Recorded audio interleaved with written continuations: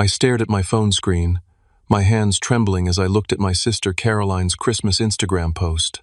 Luxury-wrapped presents scattered around a massive tree, designer toys worth thousands of dollars, a professional photographer capturing her twins opening gifts that cost more than most people's monthly rent. My 7-year-old daughter Emma tugged at my sleeve, pointing at the glowing screen with confused, innocent eyes. "Daddy, why did Grandma and Grandpa buy Jake and Sophie all those presents but said they couldn't afford my birthday gift last week?" My stomach dropped like a stone as the devastating truth about my family's deliberate favoritism hit me with the force of a sledgehammer, and I realized I'd been blind to their cruelty for years. 3 weeks earlier, I was sitting in my auto repair shop office in suburban Columbus, Ohio, planning the perfect 7th birthday party for Emma. I had reserved the community center, ordered a custom princess cake, and invited 20 kids from her school. My phone buzzed with a text from my mother, Patricia, that would change everything I thought I knew about my family. "Honey, money's really tight this month with Dad's medical bills. We won't be able to get Emma anything for her birthday. Hope you understand." I immediately called her back, my heart filled with concern for my parents who had always seemed financially stable. "Mom, what's going on with Dad? Is he okay? Do you need help with the medical expenses?" Patricia's voice sounded strained and rushed. "Oh, Isaac, you're such a good son. Dad's having some procedures done, and the insurance isn't covering everything. We just can't manage any extra expenses right now." Without hesitation, I offered to send them money to help with whatever they needed. I had built my auto shop from nothing, working 16-hour days for 10 years, and business was finally thriving. If my parents were struggling, I wanted to help. "That's sweet of you, but we'll manage," Patricia replied quickly. "Just explain to Emma that Grandma and Grandpa love her very much, but we can't make it to her party." After hanging up, I shared the conversation with my wife Sarah as she folded tiny pink party dresses for Emma's celebration. Sarah paused, her expression thoughtful. "Isaac, has your mom ever mentioned your dad having health problems before?" I shook my head.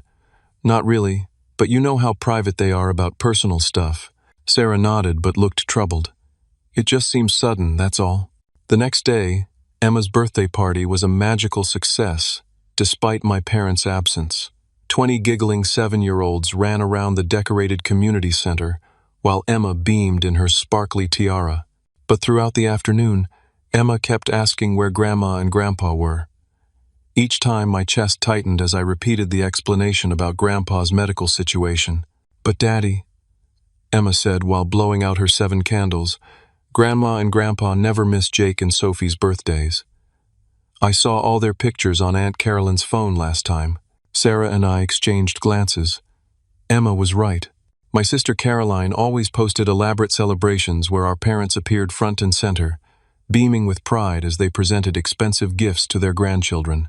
That evening, after Emma was asleep, I called my parents to check on Dad's condition and let them know how much Emma missed them. Patricia answered on the first ring, but her voice had a different quality than that morning. "Oh, Isaac, the party was today, wasn't it?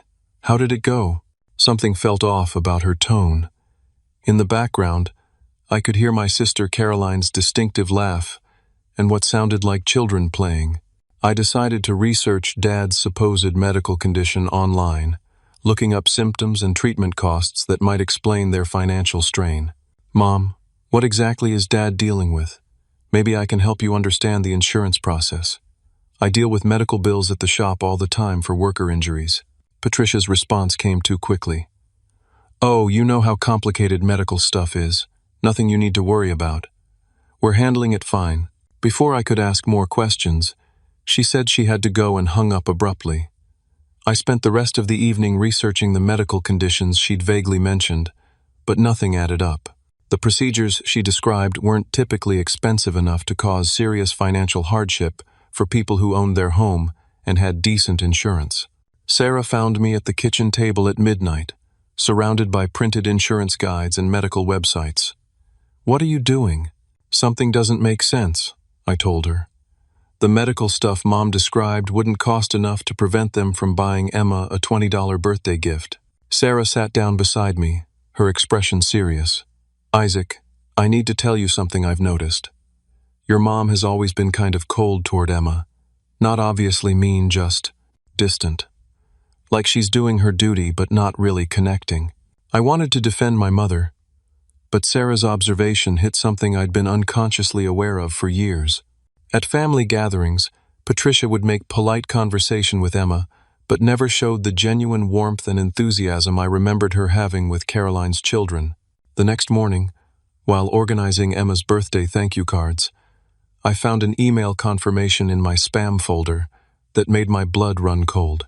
It was a receipt from a high-end toy store, dated the same day as Emma's birthday, addressed to my parents. They had purchased a $300 interactive robot for someone named Jake. Jake was my nephew, Caroline's son. December 23rd arrived gray and cold, with snow falling steadily outside our living room window. Emma sat beside me at the kitchen table, carefully decorating sugar cookies with rainbow sprinkles while I scrolled through my phone, checking the weather forecast for Christmas Day. That's when Caroline's Instagram story appeared on my feed like a slap across the face. The first photo showed a living room I didn't recognize, beautifully decorated with professional Christmas arrangements and a 12-foot tree covered in golden ornaments. In the center of the image, my parents sat on an elegant burgundy couch, their faces glowing with joy as they watched my 8-year-old nephew Jake and 6-year-old niece Sophie tear open presents. I scrolled to the next photo, my chest growing tighter with each image. There was my father, supposedly too sick and financially strapped to attend Emma's birthday, kneeling on expensive hardwood floors helping Sophie assemble what looked like a deluxe dollhouse. My mother Patricia held Jake as he showed off a remote control helicopter that probably cost $500. Emma noticed my stillness and looked over at my phone. Her small finger pointed at the screen, and her voice carried a confusion that broke my heart. "Daddy, is that Grandma and Grandpa? Why are they at Aunt Caroline's house giving Jake and Sophie presents?" I tried to keep my voice steady, but rage was building in my chest like a pressure cooker. "Yeah, sweetheart, that's them." Emma studied the photos more carefully, her 7-year-old mind processing what she was seeing. "But Daddy, didn't Grandma say they didn't have money for presents? Those look like really expensive toys." Before I could answer, Sarah walked into the kitchen carrying the mail. Among the usual bills and holiday cards was an envelope addressed to the Davidson family in my mother's careful handwriting. Sarah opened it to reveal an expensive Hallmark Christmas card with golden edges and embossed lettering. Inside, written in Patricia's neat script, was a message that made my stomach drop. "To our dear Caroline, David, Jake, and Sophie, wishing you the most wonderful Christmas filled with love and joy. Thank you for being such a blessing to our family. Love always, Grandma and Grandpa." There was no card for Emma. Nothing. Sarah's face went white as she read the card. "Isaac, this is addressed to Caroline's family only. Emma isn't even mentioned." I looked at our daughter, who was now staring at the Christmas card with the same confused expression she'd had while looking at the Instagram photos. The pieces were falling into place with horrible clarity. "Emma, why don't you go play with your new art supplies for a while?" I suggested gently. "Mommy and Daddy need to talk about some grown-up stuff." Once Emma was safely in her playroom, I called Caroline's number directly. She answered on the third ring, her voice bright and cheerful. "Isaac, Merry Christmas. How are you guys doing?" "Caroline, I saw your Instagram posts. Mom and Dad are at your house for Christmas?" There was a brief pause before she responded. "Oh yeah. They drove up yesterday. We're having such a wonderful time with the kids." Yesterday was December 22nd, I said slowly, calculating the timeline. Emma's birthday was November 15th. They told me they couldn't come because Dad was having medical procedures and money was tight. Another pause, longer this time. "Well, you know how Dad is. He's feeling much better now." "Caroline, how long have Mom and Dad been helping you financially?" The question seemed to catch her off guard. "What do you mean?" "I mean, are they supporting your family? Because the toys I saw in those photos cost more than most people spend on Christmas for their entire extended family." Caroline's voice became defensive. "Isaac, I don't think that's really your business. Mom and Dad choose how they want to spend their money." It became my business when they lied to me about being broke and hurt my daughter's feelings, I replied, my anger finally surfacing. Emma has been asking me for weeks why Grandma and Grandpa don't love her as much as they love Jake and Sophie. That's not true, Caroline protested, but her voice lacked conviction. Then explain to me why they drove 4 hours to your house on Emma's birthday, instead of coming to her party 20 minutes from their house. The silence stretched between us. Finally, Caroline spoke, her voice quieter. Isaac, Mom said you guys don't really need help because your business is doing so well.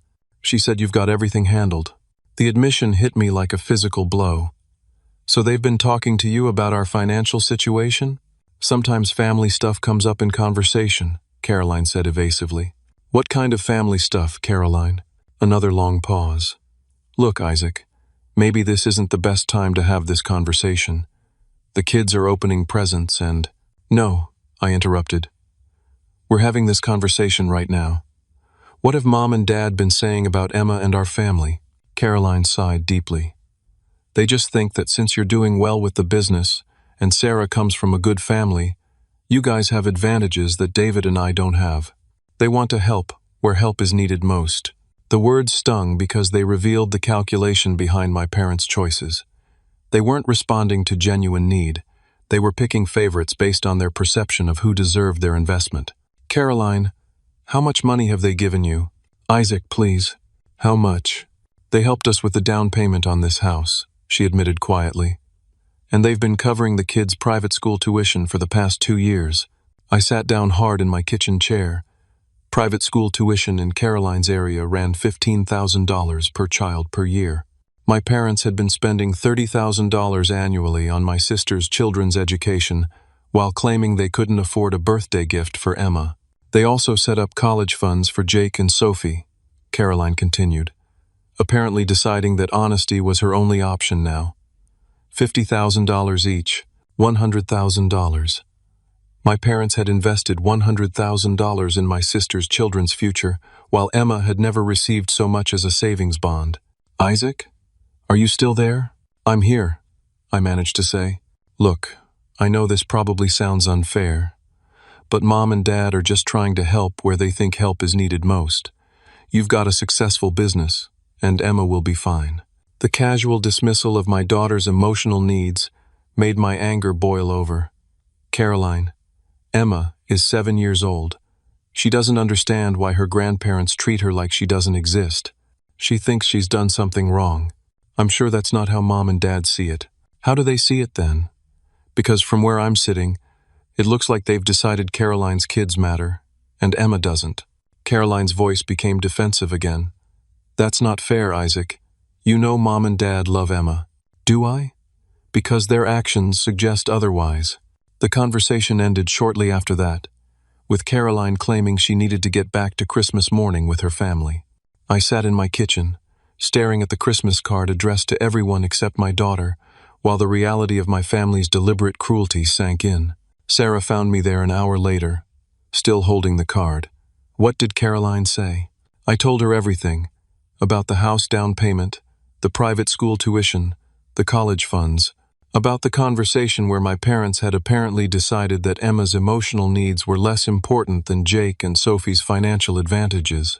Sarah's face cycled through shock, anger, and finally a protective fury I'd rarely seen from her. Isaac, this isn't just about money. They're emotionally abusing Emma by treating her like she's worth less than her cousins. She was right. And as I sat there processing the magnitude of my parents' favoritism, I realized I had to make a choice. I could continue enabling their behavior by staying silent, or I could protect my daughter by confronting the truth. The choice was easier than I expected. That night, after Emma went to bed clutching her homemade Christmas stocking, I couldn't sleep. Sarah tossed restlessly beside me, equally troubled by the day's revelations. At 2 a.m, I got up and went to my home office, where I kept years of financial records and family correspondence. What I found in the next 4 hours made my stomach sick. I started with my bank statements, tracing back 3 years of automatic monthly transfers I'd been making to my parents. $300 every month, supposedly to help with their fixed income expenses. $3,600 per year. Over $10,000 total that I'd sent believing I was helping my aging parents maintain their dignity. But according to Caroline's admissions, that money had been flowing directly to her family's private school tuition. I pulled up the family text message threads on my phone, searching for patterns I'd been too trusting to notice before. There it was, in black and white. Messages between Patricia and Caroline discussing strategies to keep Emma at a distance while maximizing financial support for Caroline's children. In one particularly devastating exchange from 6 months earlier, Patricia had written, "Isaac's business is doing so well, he doesn't need our help. Better to focus our resources where they can make a real difference for Jake and Sophie's futures." Caroline's response was equally cold. "Exactly. Emma will be fine with Isaac's success. Our kids need the foundation that private school provides." I found another thread where they discussed deliberately scheduling family events when they knew I'd be busy at the shop, ensuring Emma wouldn't be included in gatherings with her cousins. They'd been systematically excluding my daughter while taking my money to fund their preferred grandchildren's advantages. But the worst discovery came when I found the legal documents hidden in an old file folder. My parents had somehow obtained copies of my business financial statements and had attempted to use my auto shop as collateral for a loan without my knowledge or consent. Only a technicality in the bank's verification process had prevented them from potentially bankrupting me to fund Caroline's family. The loan application was for $60,000, and the stated purpose was family education expenses. They had been willing to risk my livelihood to pay for Jake and Sophie's continued private schooling. I called my lawyer's emergency line at 4 in the morning. "Tom, this is Isaac Davidson. I need to know if someone can use my business as collateral, without my signature." Tom Mills had been my attorney since I'd started the shop. His sleepy voice became alert when I explained what I'd found. "Isaac, what you're describing is fraud. If they forged documents, or misrepresented their authority to pledge your assets, they've committed multiple felonies. What should I do? First, change all your banking information immediately. Second, bring me those documents first thing Monday morning. Third, document everything you've discovered. We may be looking at a criminal case." As dawn broke over Columbus, I sat surrounded by evidence of my family's betrayal. They hadn't just shown favoritism toward Caroline's children. They'd been actively stealing from me to fund that favoritism, while emotionally damaging Emma in the process. Sarah found me in the office at 7, still going through papers. Her face was pale with exhaustion from a sleepless night.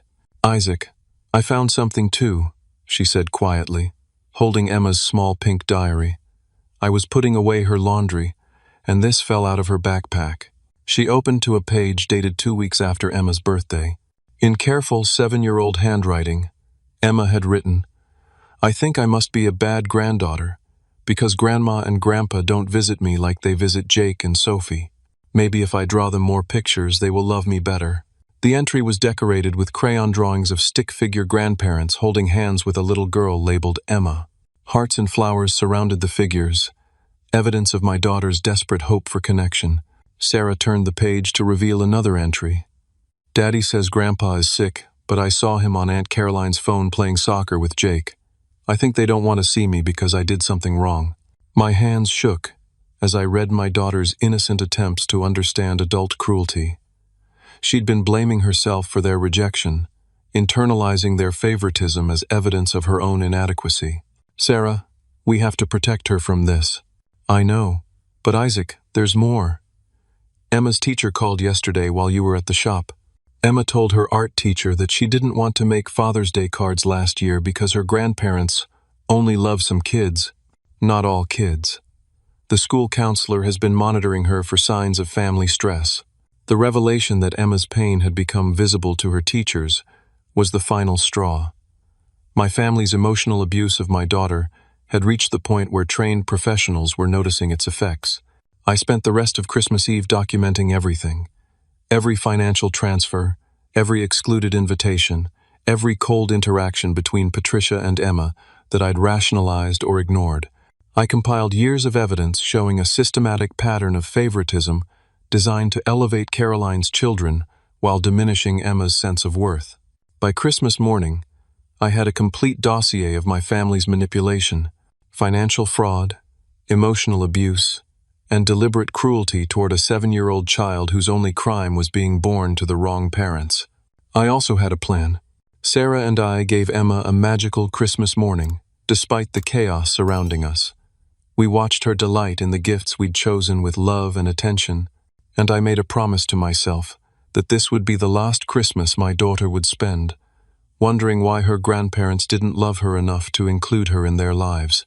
While Emma played with her new art supplies, I crafted a social media post that would change everything. It contained the complete truth about my family's favoritism, with financial evidence and timeline documentation. I included photos of Emma's heartbreaking diary entries alongside pictures of Caroline's lavish Christmas posts. I scheduled the post to publish on Christmas morning at 6 a.m., when families across the country would be checking social media to share their holiday joy. I wanted my extended family, my community, and my parents' friends to see exactly what kind of people Patricia and David Davidson really were. The post ended with a simple statement: "My daughter deserves better than grandparents who steal from her father to spoil their favorite grandchildren. This ends today." At 5:59 a.m. on Christmas Day, I hit publish. Within minutes of posting, my phone began buzzing with notifications. Comments, shares, and private messages flooded in faster than I could read them.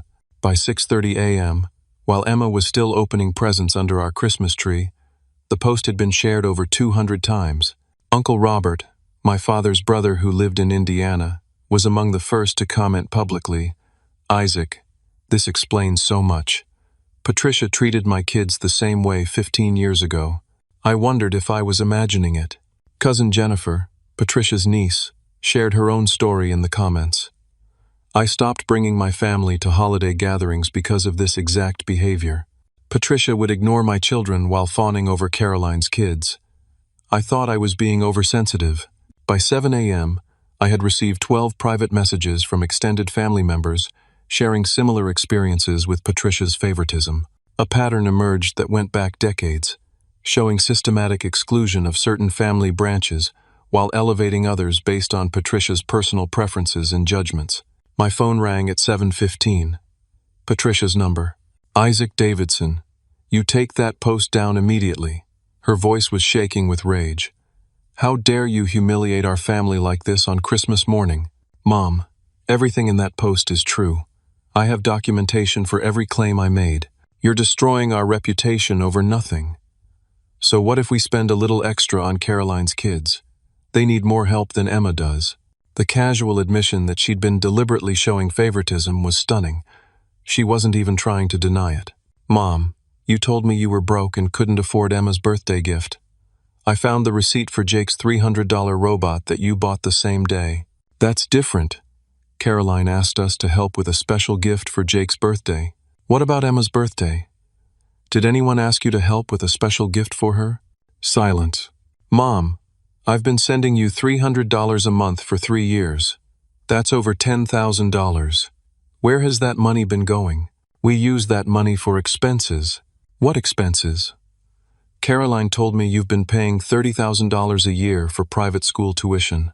That's my money funding Jake and Sophie's education, while Emma doesn't even get a birthday card." Patricia's voice became defensive and cruel, in a way I'd never heard before. "Emma doesn't need private school. You and Sarah can afford to give her whatever education she needs. Caroline and David are struggling." "Struggling? You bought them a house.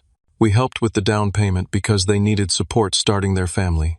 What did you do to help Sarah and me when Emma was born?" Another long silence. "Nothing," I answered for her. "You did nothing. Because in your mind, Emma doesn't count as a real grandchild deserving of investment." The call ended with Patricia screaming about ungrateful children and family loyalty before hanging up on me. My phone immediately rang again. "Caroline, Isaac, you have to delete that post. People are calling me asking questions about our family's finances. This is humiliating." "Caroline, I'm not deleting anything. Every word is true, but people don't need to know our private business. You're making Mom and Dad look like terrible people." "They are terrible people, Caroline. They've been emotionally abusing my daughter while stealing money from me to spoil your kids." "They haven't been stealing. They choose how to spend their money." "Including my money?" The $300 a month I've been sending them for 3 years that apparently goes straight to your family? Caroline's voice became small. I didn't know about that. Yes, you did. You knew exactly where the money was coming from.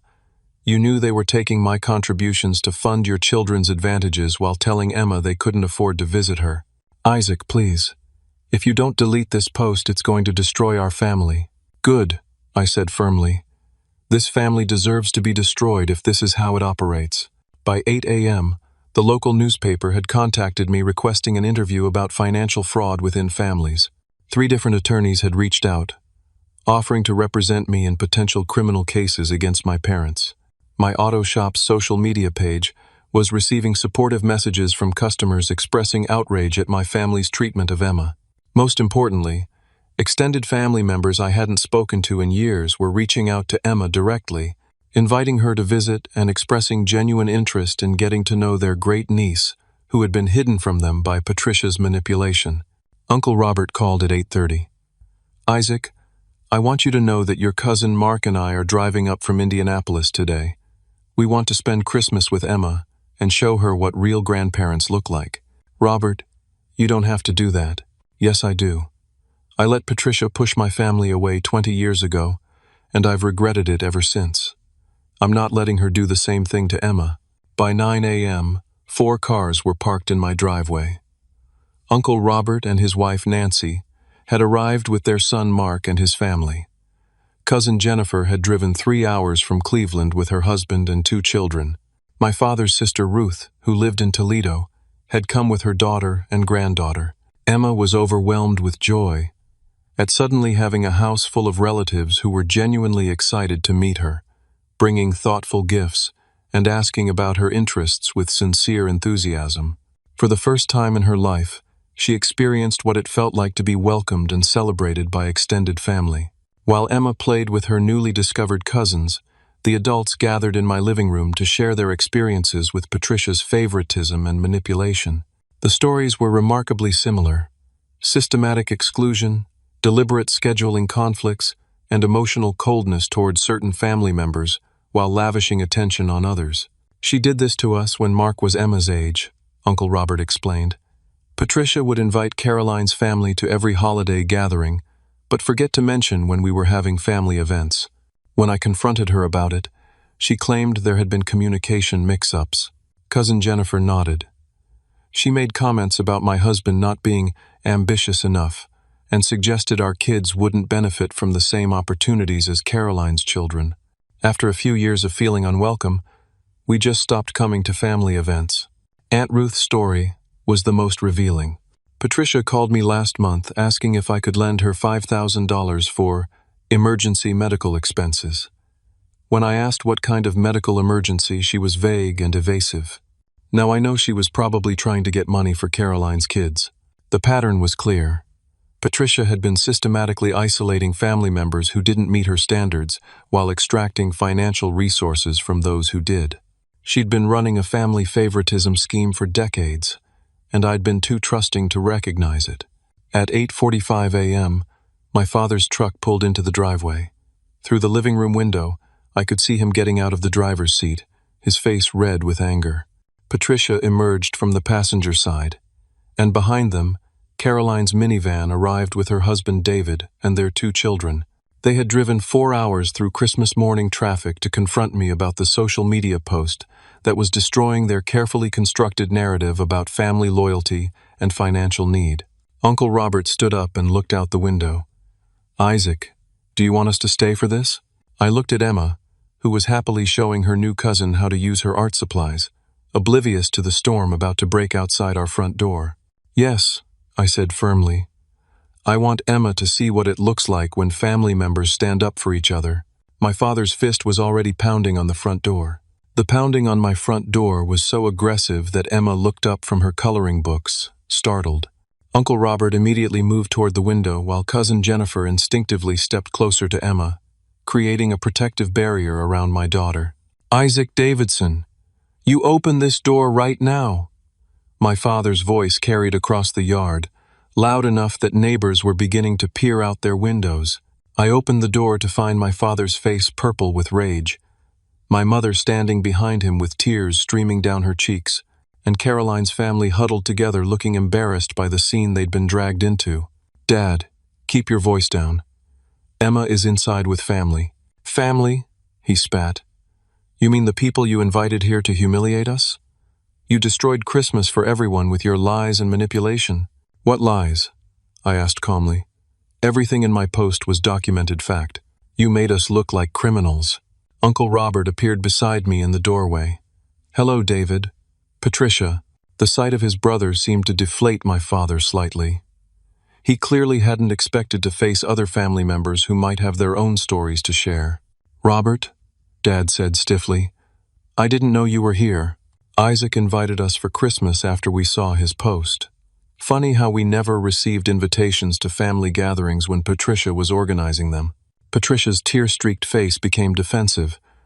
"Robert, you know you were always welcome. Were we? Because I have 3 years of missed birthday invitations and holiday announcements that somehow never made it to our mailbox." Caroline stepped forward, looking desperate. "Uncle Robert, this is just a misunderstanding. We can work this out as a family without involving the whole community." "Caroline," Cousin Jennifer appeared in the doorway. "Is it true that Grandma and Grandpa have been paying for your kids' private school tuition?" Caroline's face went white. She clearly hadn't expected to face a room full of family members who now knew the details of her financial arrangements with our parents. "That's not really anyone's business," Caroline replied weakly. "It became everyone's business when they told Isaac they were too broke to buy Emma a birthday gift." Aunt Ruth joined the conversation from behind us. "Hello, Patricia. Still playing favorites after all these years?" My mother's face crumpled. She was facing 4 adult family members who had personal experience with her favoritism, and her usual tactics of denial and manipulation weren't working. "Can we please come inside and discuss this privately?" Patricia asked, her voice small. "No," I said firmly. "Emma doesn't need to witness you trying to justify why she's worth less than her cousins." "That's not what we think," Dad exploded. "We love Emma." "Prove it," Uncle Robert challenged. "When was the last time you visited her? When was the last time you sent her a card or called to ask about her school activities?" My father's mouth opened and closed, but no answer came. Emma appeared beside me, having left her coloring to see what the commotion was about. She looked up at my parents with the same confused expression she'd had when looking at Caroline's Christmas photos. "Hi, Grandma and Grandpa," she said politely. "Did you come to see my Christmas presents?" The innocent question hung in the air like a challenge. Patricia knelt down to Emma's eye level, clearly struggling to maintain her composure. "Hi, sweetheart. We just wanted to talk to your daddy about some grown-up things." Emma nodded seriously. "Are you sad because Daddy posted those pictures on his phone? Cousin Mark said people were being mean to you on the computer." Out of the mouths of babes. My 7-year-old daughter was showing more emotional intelligence than the adults who had been excluding her from their lives. "Emma, we're not mad at you," Patricia said carefully. "We love you very much." "Then why don't you visit me like you visit Jake and Sophie?" Emma asked with devastating directness. "They get to go to special dinners and get presents all the time. Do I live too far away?" The question hit Patricia like a physical blow. She looked up at me with panic in her eyes, realizing that her carefully constructed excuses were falling apart under a child's simple logic. "Emma," Caroline interjected, "Grandma and Grandpa live closer to our house, so it's easier for them to visit us. But Daddy said you live 4 hours away, and we only live 20 minutes away," Emma replied, her math skills making Caroline's excuse meaningless. Caroline's face flushed red as she realized she'd been caught in an obvious lie in front of multiple witnesses. My father tried a different approach. "Emma, sometimes grown-ups make decisions that don't seem fair to kids, but there are reasons that are hard to explain." "Like what reasons?" Emma asked, her curiosity genuine. The adults fell silent. There was no explanation for their behavior that wouldn't sound cruel when spoken to a 7-year-old. Uncle Robert knelt down beside Emma. "Sweetheart, sometimes grown-ups make mistakes and hurt people's feelings without meaning to. Your daddy is trying to make sure that doesn't happen anymore." Emma nodded thoughtfully. "Like when I accidentally broke Mom's flower pot and had to say sorry and help plant new flowers?" "Exactly like that," Robert smiled. "Sometimes when people hurt someone's feelings, they need to say sorry and find ways to fix it. Emma looked expectantly at my parents. Are you going to say sorry for missing my birthday? Patricia's tears were flowing freely now. She looked at her granddaughter's trusting face and seemed to realize, perhaps for the first time, the impact of her choices on an innocent child. Emma, Grandma is very sorry we missed your birthday, she said quietly. And that you never visit me? Yes, and that we never visit you. And that you don't call me or send me cards like you do for Jake and Sophie? Each question was like a knife twist, exposing the depth of my parents' favoritism in terms a child could understand. Yes, Emma. Grandma is sorry for all of those things. Emma considered this for a moment. Daddy says when we're really sorry, we have to change our behavior, not just say words. Are you going to change? The question hit the heart of the entire situation. Words were meaningless without corresponding actions, and my parents had a decades-long pattern of favoring Caroline's children while neglecting Emma.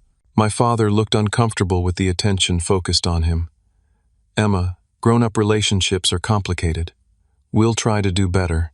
That's not a real answer, Emma said with the brutal honesty that only children possess. Are you going to visit me and call me and send me cards like you do for my cousins? The silence stretched uncomfortably as my parents realized they were being held accountable by a 7-year-old who simply wanted equal treatment. Caroline's husband David finally spoke up. Maybe we should all take a step back and figure out how to move forward constructively. David's right, Caroline agreed quickly, clearly desperate to end the confrontation. This has gotten out of hand. Has it? Aunt Ruth challenged. Because from where I stand, this conversation is long overdue. Emma deserves to know where she stands with her grandparents. Emma looked around at all the adults staring at her and seemed to realize she was at the center of something important.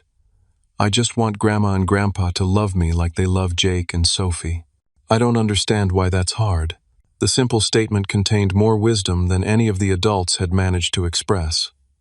A child's need for equal treatment wasn't complicated or unreasonable. It was basic human dignity. My phone buzzed with a notification. The social media post had now been shared over 800 times, and the local news station was requesting an interview about family favoritism and emotional abuse. Isaac, Patricia said desperately, please delete that post. We can work this out privately. Mom, we've had 7 years to work this out privately. You chose not to. But this public humiliation isn't solving anything. Actually, it is, Uncle Robert interjected. It's exposing patterns of behavior that have hurt multiple family members for decades. Sometimes public accountability is the only thing that creates real change. Emma tugged on my sleeve. Daddy, can I ask Grandma and Grandpa something?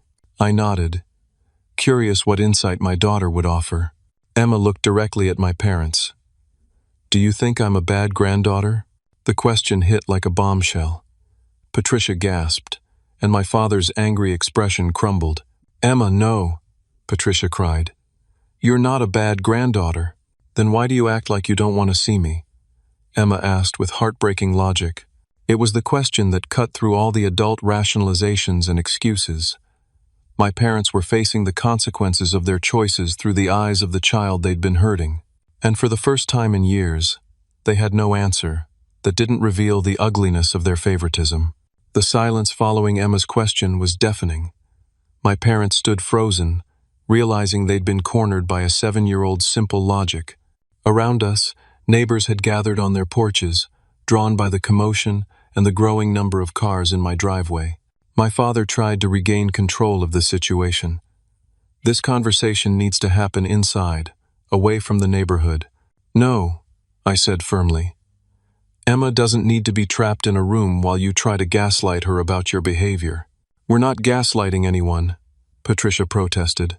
We're trying to have a family discussion, like the family discussions you had when you decided to exclude Emma from family events, Cousin Jennifer challenged, or when you chose to fund Caroline's kids' college educations while ignoring Emma's existence. Caroline's face went white. How do you know about the college funds? Because Isaac shared the documentation, Aunt Ruth replied. $100,000 for Jake and Sophie, 0 for Emma. That's not favoritism. That's deliberate cruelty. Emma looked up at me with wide eyes. Daddy, what's a college fund? Before I could answer, Uncle Robert knelt down beside her. It's money that grandparents sometimes save to help their grandchildren go to school when they grow up. Emma processed this information and turned to my parents. Do I have a college fund? Patricia looked like she wanted to disappear. Emma, that's something we can talk about later. That means no, Emma said with devastating accuracy. You saved money for Jake and Sophie's school, but not for mine. The blunt statement hung in the air, forcing everyone to confront the mathematical reality of my parents' favoritism. They had invested $100,000 in Caroline's children's futures, while actively refusing to acknowledge Emma's existence in their financial planning.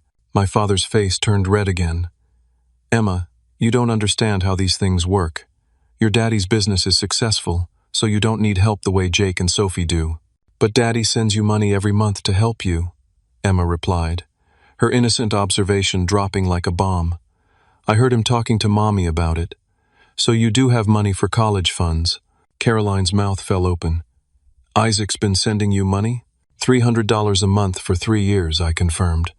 Money that apparently went straight to your family's expenses while my parents claimed they were too broke to buy Emma birthday gifts. The financial revelation was the final piece that completed the picture of my parents' manipulation. They had been taking money from one son to spoil the other son's children while neglecting their third grandchild entirely. David, Caroline's husband, looked genuinely shocked.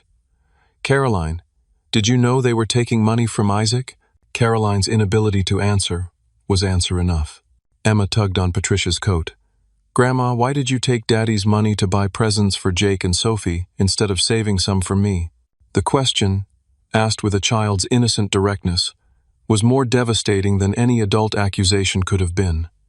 Patricia knelt down and tried to take Emma's hands, but Emma stepped back toward me.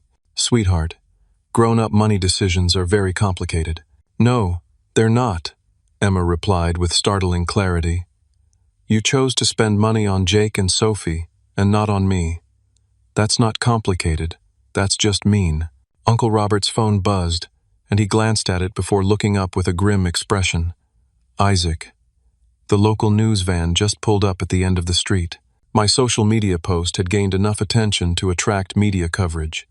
Within minutes, a reporter would be knocking on our door asking questions about family favoritism and financial manipulation. My father's panic was immediate. Isaac, you have to send them away. This is private family business. Nothing about this has been private, Dad. You've been publicly excluding Emma from family events for years. You've been publicly celebrating Caroline's kids while ignoring Emma. The only difference is now people know the truth, instead of just seeing the surface. Caroline grabbed my arm. Isaac, please. The reporter is going to ask about our finances, about the private school tuition, about everything. This will ruin our reputation in our community. Your reputation should be ruined, I said coldly. You've been complicit in emotionally abusing a 7-year-old child. Emma looked up at me. Daddy, what's a reporter? Someone who asks questions and tells people's stories, I explained gently. Emma considered this. Will they ask me questions? They might, sweetheart. Do you want to talk to them? Emma nodded seriously. I want to tell them that I just wanted Grandma and Grandpa to love me like they love my cousins. The simple statement broke something inside Patricia. She started crying openly, finally seeming to understand the impact of her actions on my daughter. Emma, I do love you, she sobbed. Then why don't you show me? Emma asked with heartbreaking logic. Jake and Sophie get visits and presents and special dinners and college money. What do I get?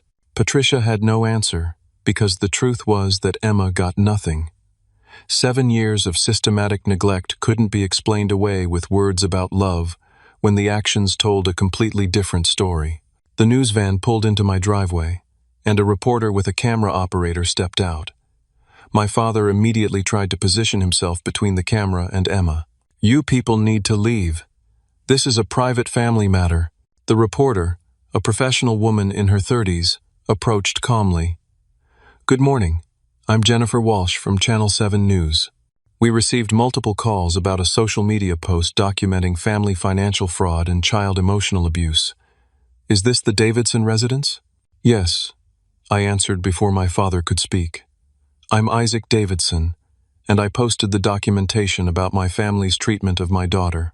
Mr. Davidson, would you be willing to speak on camera about your experiences?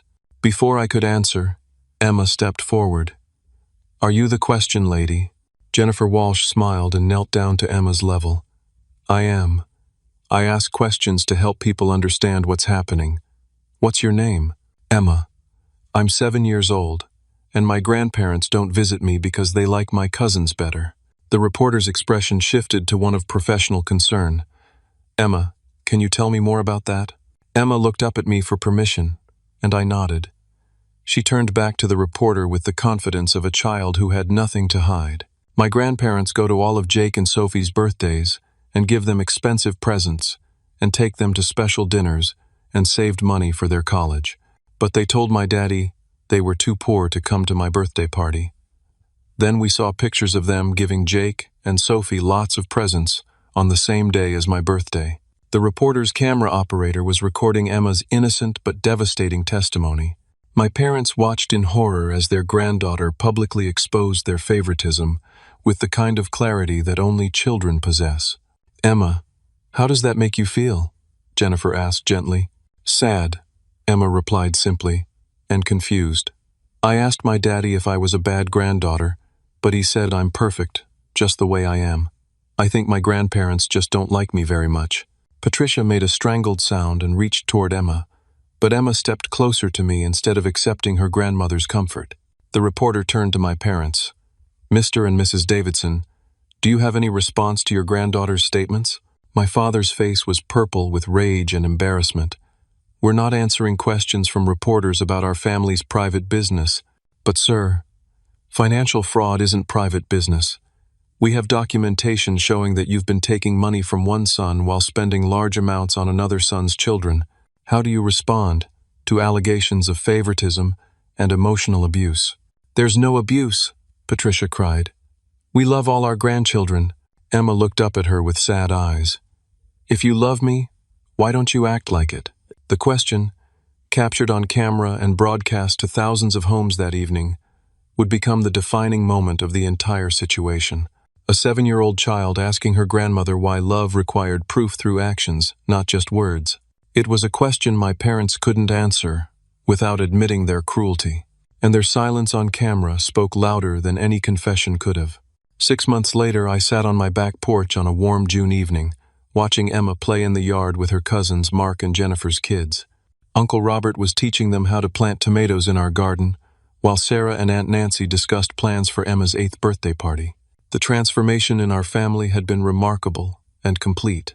Within a week of the news story airing, my parents had agreed to financial restitution that included establishing a college fund for Emma equal to what they'd provided for Caroline's children.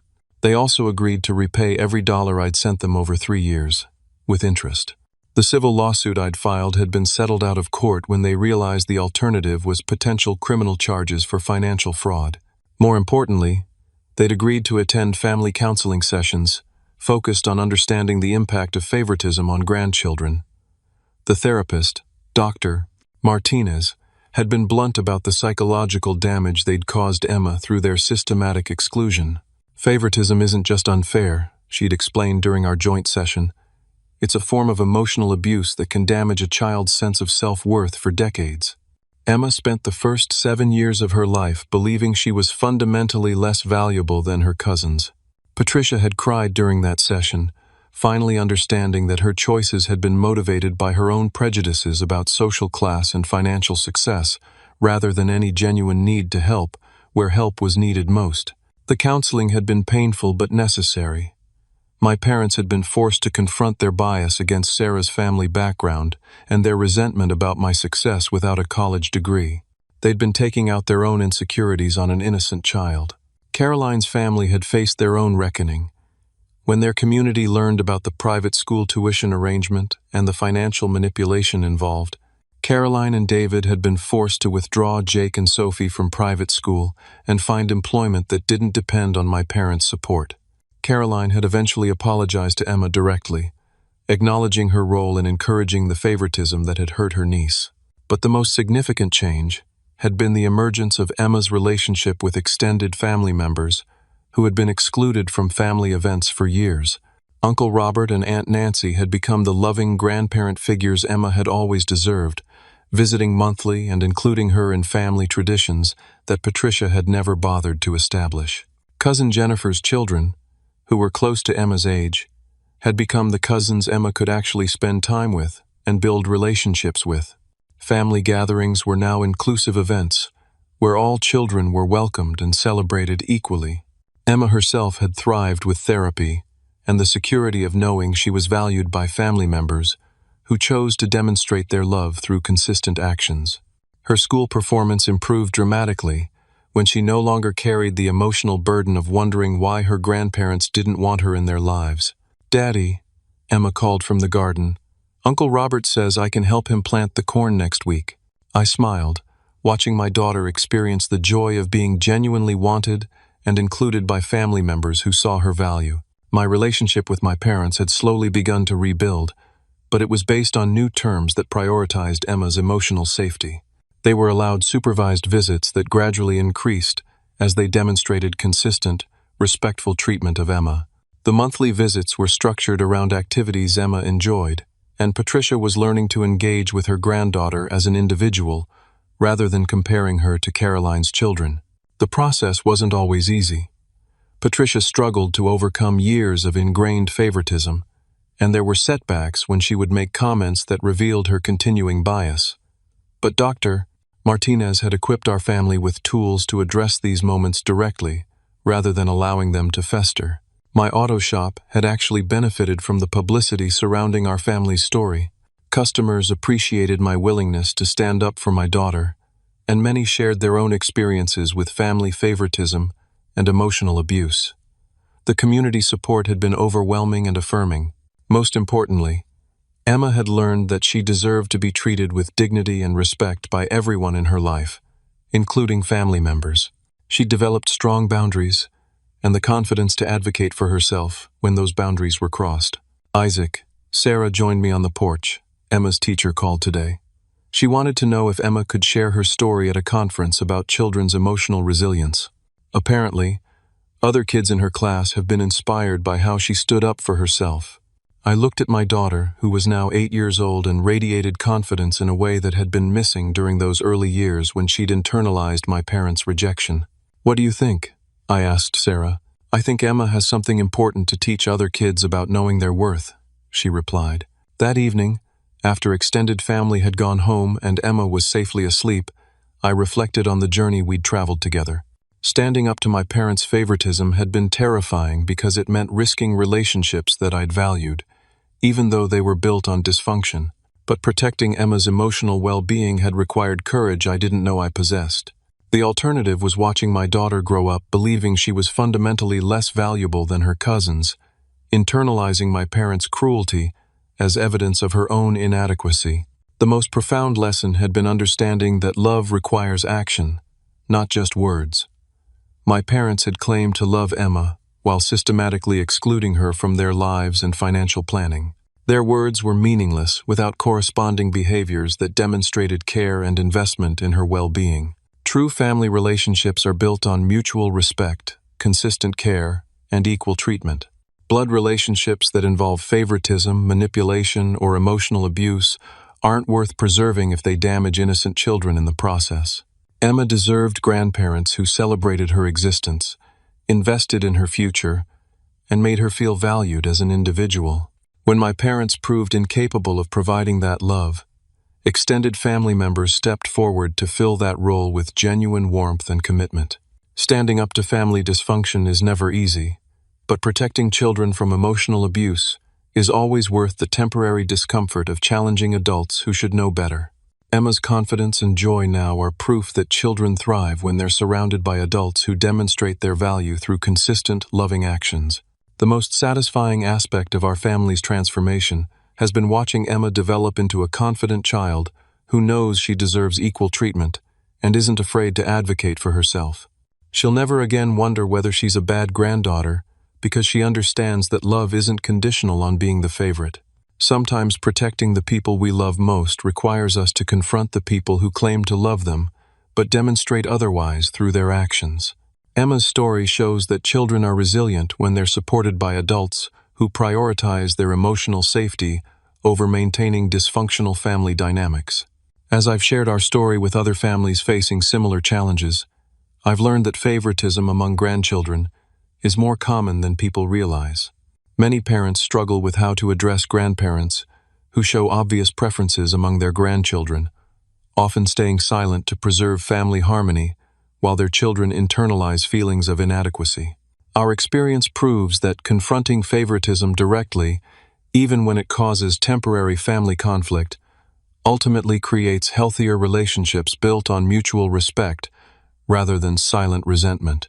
Emma now has authentic connections with family members who chose to demonstrate their love through consistent actions rather than empty words. Have you ever had to stand up to family members who treated your children unfairly? How did you balance maintaining family relationships with protecting your child's emotional well-being? I'd love to hear your experiences in the comments below. Thank you for listening to Emma's story and supporting families who choose to prioritize their children's dignity over dysfunctional family traditions. Please like this video if it resonated with your own experiences. Subscribe for more stories about family resilience, and share this with anyone who might need encouragement to advocate for their children's emotional safety. Remember that every child deserves to feel valued and loved by the adults in their lives, and sometimes fighting for that love means refusing to accept anything less than genuine care and respect.